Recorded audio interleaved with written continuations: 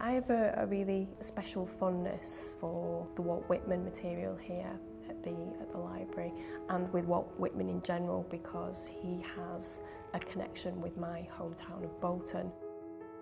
Here at the John Rylands we have the Walt Whitman manuscript collections, and essentially that's the C.F. Sixsmith papers and the J.W. Wallace papers.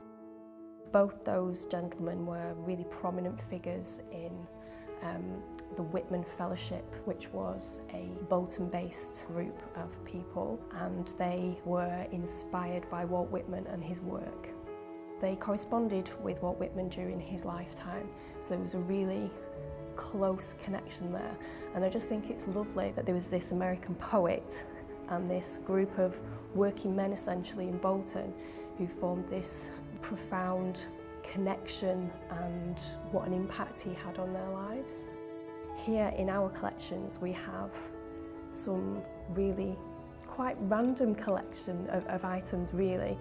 We've got the lining of Walt Whitman's hat, we've got some of his pen nibs, we've got some of his buttons, and there's even some hair, presumably Walt Whitman's, taken from the lining of his hat. We've got some flowers that were sent to Walt Whitman just before he died, which have been carefully preserved by one of the collectors.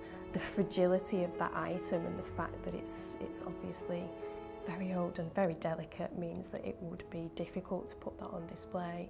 It's really clear that the people who collected these objects really venerated them as being precious by association to Walt Whitman, or proximity to Walt Whitman, because they thought he was so special and because they loved him really.